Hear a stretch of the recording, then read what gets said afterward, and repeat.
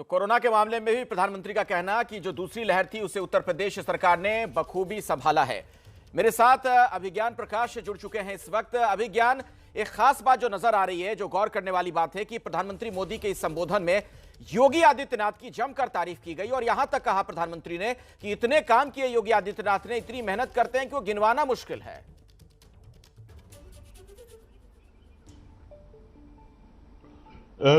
एकदम सही पॉइंट है। देखिए, मैं पहले से कह रहा था कि उठापटक के दौर के बाद, हम सब लोगों को याद है जब मीटिंग्स का दौर चल रहा था, योगी आदित्यनाथ दिल्ली आए थे और उसके बाद सारी तस्वीर क्लियर हो गई और इस बात को लेकर क्लियर हो गई। मूल सवाल क्या पूछा गया था तब कि क्या योगी आदित्यनाथ की कुर्सी रहेगी और जाएगी। एक बार जब इस बात पर मोहर लग गई सेंट्रल लीडरशिप से, यानी कि प्राइम मिनिस्टर से, कि योगी आदित्यनाथ बने रहेंगे, तो ये मेरे लिए बिल्कुल स्पष्ट था कि यहां से योगी आदित्यनाथ के लिए कैंपेन, यानी कि उनकी सरकार कैसी थी, उसका कामकाज कैसा था, उसकी तारीफ का जो कैंपेन है, मैं हमेशा से ये कह रहा था कि वो खुद प्राइम मिनिस्टर लीड करेंगे। और आज बनारस में जाकर, काशी में जाकर, अपनी कंस्टिट्यूएंसी बनारस में जाकर ठीक इस बात को साबित किया है प्राइम मिनिस्टर नरेंद्र मोदी ने। उन्होंने यहां तक कहा, अब ये बड़ी बात है, मैं इसलिए कह रहा हूं क्योंकि बहुत सारी और बहुत गंभीर आलोचनाओं का दौर रहा था यूपी सरकार की लखनऊ की तस्वीर को देखकर, उत्तर प्रदेश की तस्वीरों को देखकर, कोरोना के सेकेंड वेव की हैंडलिंग का। लेकिन प्राइम मिनिस्टर ने आज, और ये बड़ी बात है मेरे लिए, प्राइम मिनिस्टर ने आज इसको एकदम बदल दिया। उन्होंने साफ साफ कहा कि अभूतपूर्व था यूपी सरकार के कोरोना की हैंडलिंग, कोरोना के दूसरी लहर की हैंडलिंग। बहुत लोग इस बात से इत्तेफाक नहीं करेंगे। उस समय की रिपोर्टिंग को अगर आप देखिए, उस समय की ग्राउंड रिपोर्टिंग को अगर आप देखिए, लेकिन प्राइम मिनिस्टर ने आज जाकर पूरी मोहर लगाकर बिल्कुल एक तरीके से अभिज्ञान सर्टिफिकेट देने का काम किया है प्रधानमंत्री मोदी ने योगी आदित्यनाथ को इस फ्रंट पर। मैं आऊंगा आपके पास दोबारा, आगे भी आपसे हम बातचीत करेंगे। आलोक मेहता जी भी मेरे साथ जुड़ गए हैं, नीरज पांडे भी हमारे साथ बनारस से मौजूद हैं, उनका भी हम रुख करेंगे, रणवीर भी जुड़ गए हैं, उनके पास भी हम चलेंगे। ये बड़ी कवरेज एबीपी न्यूज पर लगातार जारी है। तो प्रधानमंत्री मोदी का काशी का दौरा शुरू हुआ है। अभी थोड़ी देर पहले उन्होंने अपना एक लंबा संबोधन रखा बीएचयू में और इस दौरान किस तरीके से काशी का विकास हुआ है इसका भी उल्लेख करते नजर आए। आप सुनिए। काशी के विकास से जुड़े 1500 करोड़ रुपए से अधिक के प्रोजेक्ट का शिलान्यास और लोकार्पण करने का अवसर मुझे मिला है। बनारस के विकास के लिए जो कुछ भी हो रहा है वो सब कुछ महादेव के आशीर्वाद और बनारस की जनता के प्रयास से ही जारी है।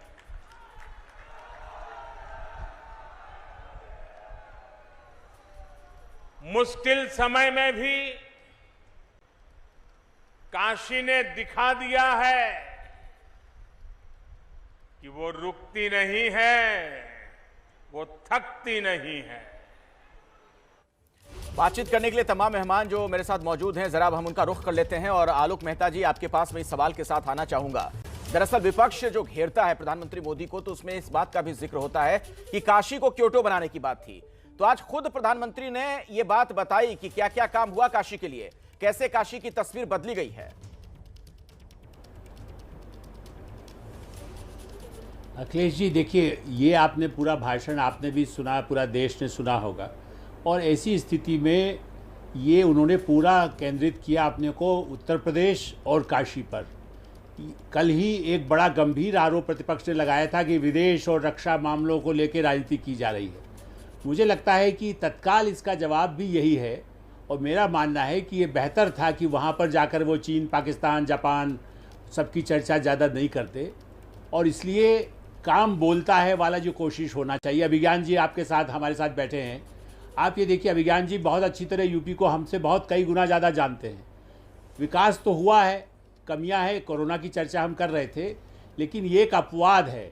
यदि लोगों को पीने का पानी मिलने लगे, यदि उनको कौशल, जिसको कहते हैं स्किल डेवलपमेंट, और अखिलेश जी मैं आपको ध्यान दिलाऊंगा, दिव्यांग जी अभी पिछली बार हमारे साथ थे आपके पिछले शो में, तब उन्होंने कौशल कहा कि लोगों को रोजगार।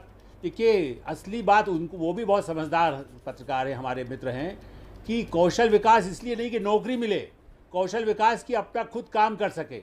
जो कारीगर है, कारपेंटर है, दूसरे इलेक्ट्रिशियन है, ये काम बस्तर इलाकों से लेकर के, आदिवासी इलाकों से लेकर शहरों तक जरूरत है। उस बात को उन्होंने आज IIT में बात की। उन्होंने कई ऐसी योजनाओं का जो उसका जिक्र किया है, मैं सबका स्तरीय शिक्षा की दृष्टि से और स्वास्थ्य, ये दो प्राथमिकता को इम्प्लीमेंटेशन, अभी मैं कहूँगा जो उन्होंने आज शिलान्यास किया, जैसा पहले शिलान्यास किया था उसका उद्घाटन किया, लोकार्पण किया, वैसे ही क्रियान्वयन सबसे बड़ी चुनौती उत्तर प्रदेश बिहार में है। और राज्यों ये देखना होगा कि आने वाले समय में भी इन समय को लगातार काम हो। योगी जी की तारीफ अपनी जगह है, नीचे की मशीनरी जो उनके मंत्री और विधायक निकम्मे हैं, मैं आगे आपके पास नहीं कुछ काम करेंगे, उसके बारे में कुछ और आगे हम जानेंगे। विज्ञान भी मेरे साथ जुड़े हुए हैं, नीरज भी हैं, रणवीर हैं, सबके पास हम चले। उससे पहले जरा दर्शकों को सुनवाते हैं। आज प्रधानमंत्री मोदी ने जो अपनी बात यहां पर रखी, उसमें किस तरीके से योगी आदित्यनाथ का नाम लेकर, उत्तर प्रदेश के मुख्यमंत्री का नाम लेकर वो तारीफ करते रहे उनकी, सुनिए। जब समय का अभाव होता है तो मुझे भी कई बार सोचना पड़ता है कि यूपी के कौन से विकास कार्यों की चर्चा करूं, कौन से कार्यों की चर्चा छोड़ दूं। ये सब योगी जी के नेतृत्व और यूपी सरकार की कार्यनिष्ठा का कमाल है। भाई और बहनों, ऐसा नहीं है कि 2017 से पहले यूपी के लिए योजनाएं नहीं आती थी, पैसा नहीं भेजा जाता था।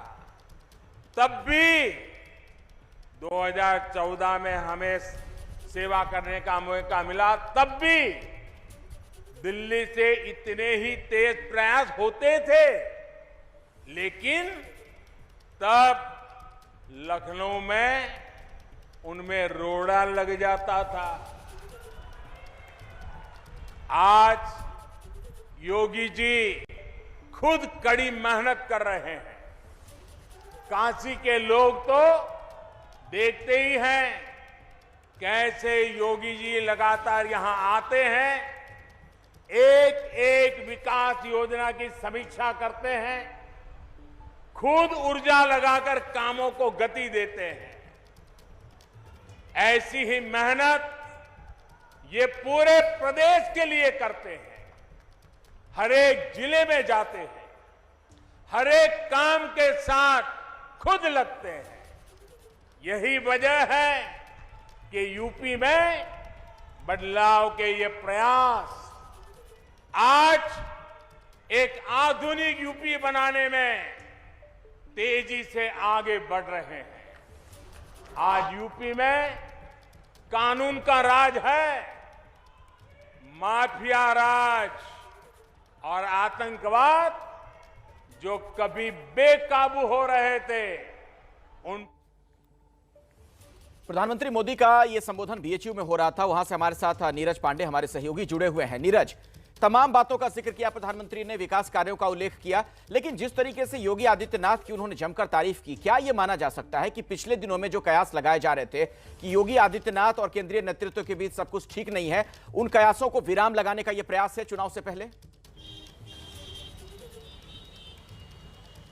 देखिए, निश्चित रूप में प्रधानमंत्री नरेंद्र मोदी ने जिस तरह से योगी आदित्यनाथ का जिक्र अपने भाषण में काफ़ी देर तक किया, उससे एक बात तो साफ हो गया है कि प्रधानमंत्री नरेंद्र मोदी ने उन सभी अफवाहों का, उन सभी कयासों को खारिज कर दिया जो इस तरह के कयास लगाए जा रहे थे कि केंद्र और राज्य के बीच में कहीं ना कहीं कोई टीस है, कहीं ना कोई अनबन है, योगी और मोदी के बीच में कोई जो है दूरियाँ बढ़ रही हैं।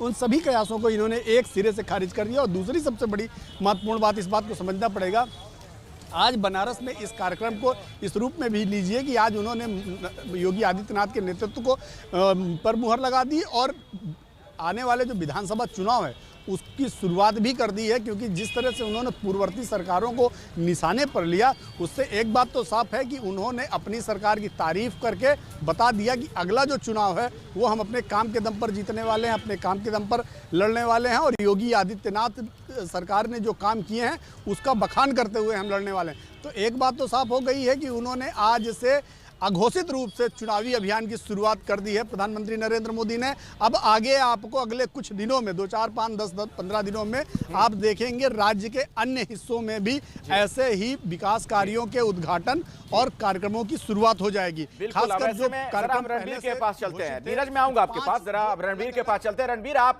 जहां रुद्राक्ष सेंटर पर मौजूद हैं, कब तक पहुंच जाएंगे प्रधानमंत्री? जी देखिए, थोड़ी देर में यहाँ प्रधानमंत्री आने वाले हैं, तैयारियां पूरी हैं। और जब तस्वीरें दिखाऊं आपको किस तरह से सुरक्षा व्यवस्था है यहाँ पर, तो बड़ी संख्या में पुलिसकर्मी मौजूद हैं और आम लोग जो हैं वहाँ उन लोगों की आवाजाही पूरी तरीके से बंद कर दी गई है। देखिए, लकड़ी की बैरिकेडिंग्स लगाई गई हैं और दूर काफ़ी सारे लोग खड़े हैं। यहाँ सुरक्षा के भी इंतज़ाम है। मेरी बाएँ तरफ फायर ब्रिगेड की गाड़ियाँ खड़ी हैं और दूर देखिए ये रुद्राक्ष सेंटर जाने वाली सड़क है और यहाँ से सिर्फ 20 मीटर 30 मीटर आगे रुद्राक्ष है। और सामने देखिए पुलिसकर्मियों को किस तरीके से जो बैनर पोस्टर्स लगे हैं पीएम मोदी के, वहाँ पर पुलिस की पहरा है, बहुत सख्ती है और जगह जगह सुरक्षा के जवान हैं। इंतज़ार हो रहा है प्रधानमंत्री का, वो आएंगे और 186 करोड़ की लागत से बने इस रुद्राक्ष सेंटर का उद्घाटन करेंगे और इसके साथ ही जो यहाँ पर जापान के प्रतिनिधि हैं उनसे भी मुलाकात करेंगे, रुद्राक्ष का पौधा लगाएंगे। तो अब से थोड़ी देर में प्रधानमंत्री यहाँ पहुंचेंगे और ये सारा प्रधानमंत्री वहां पहुंचेंगे। रणबीर, मैं आपके पास दोबारा लौटूंगा। हमारे साथ अभिज्ञान प्रकाश भी जुड़े हुए हैं, आलोक मेहता जी भी हैं, उनके पास भी चलेंगे। एक छोटे से ब्रेक के लिए हमें रुकना पड़ेगा। एबीपी न्यूज पर आज ये बड़ी कवरेज लगातार जारी है।